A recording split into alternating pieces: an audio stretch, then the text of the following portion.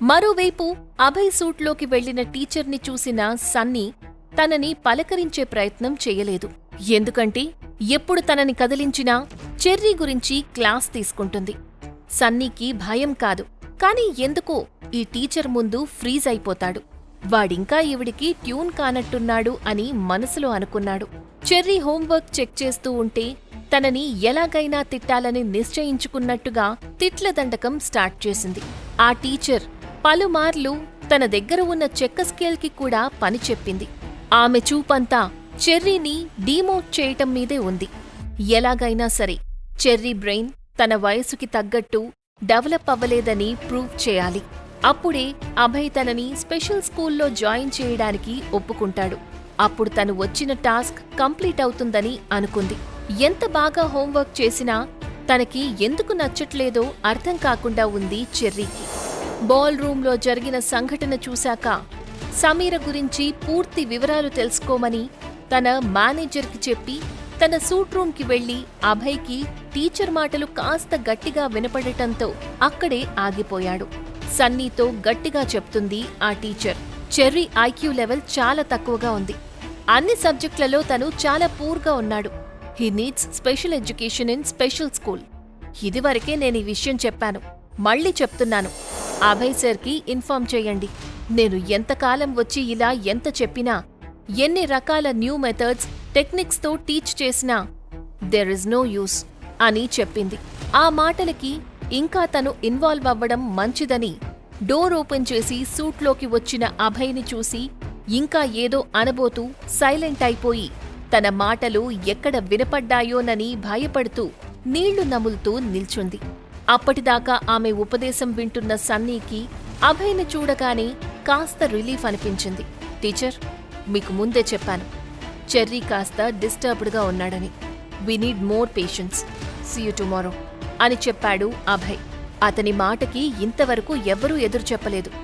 ఇంక నేనెంత అని మనసులో అనుకుని సీ యూ సర్ అని చెప్పి బయటికి వెళ్తూ తన పని అంత సులువు కాదని, తన పని అవ్వాలంటే వేరే ఐడియా ఏదన్నా ఆలోచించాలని అనుకుంటుంటే హోటల్ మేనేజర్ నుంచి కాల్ రావడంతో ఫోన్ లిఫ్ట్ చేశాడు అభయ్.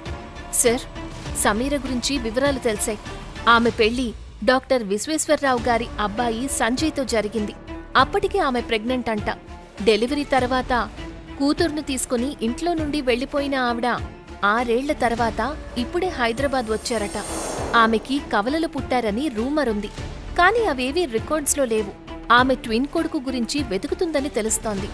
ఈ మధ్య తన భర్త సంజయ్తో డైవర్స్ కూడా తీసుకున్నారంట అని తనకి తెలిసినవి చెప్పాడు manager. Good, call you later అని రిప్లై ఇచ్చి ఫోన్ పెట్టేశాడు. ఆ వివరాలు విని తను సర్జన్ అయ్యే ఛాన్స్ లేదని కన్ఫర్మేషన్కి వచ్చాడు. ఇక చిరాగ్గా ఇంటికి తిరిగి వచ్చిన వాసుకి తన హ్యాండ్ బ్యాగ్ని విసిరేసి సోఫాలో కూర్చుని బాధపడుతుంటే అక్కడే ఉన్న గోపాల్, పద్మ షాక్గా తన వైపు చూశారు. తన కూతుర్ని అలా చూడటంతో దగ్గరికి తీసుకుని అడిగాడు గోపాల్. తనకి జరిగిన అవమానం గురించి, అక్కడ సమీర చేసిన ఘనకార్యం గురించి లేనిపోనిది కల్పించి తన పేరెంట్స్కి చెప్పింది వాసుకి.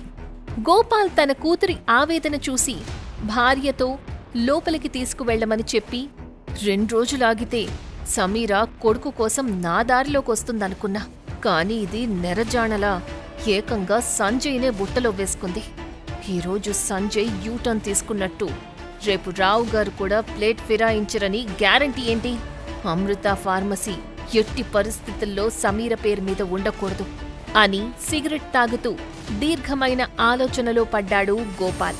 అప్పుడే తన చెల్లెలు తులసి, ఆమె కూతురు స్వాతి గుర్తుకు వచ్చారు. ఆ మధ్యాహ్నమే తులసికి బాగాలేదని హాస్పిటల్లో జాయిన్ చేయమని గోపాల్కి కాల్ చేసి చెప్పింది కోడలు స్వాతి. అప్పటి వరకు చెల్లెల్ని పలకరించే ఉద్దేశమే లేని గోపాల్ వెంటనే హాస్పిటల్కి బయలుదేరాడు. తల్లి లేని సమీరని మేనత్త తులసి చేరదీసింది.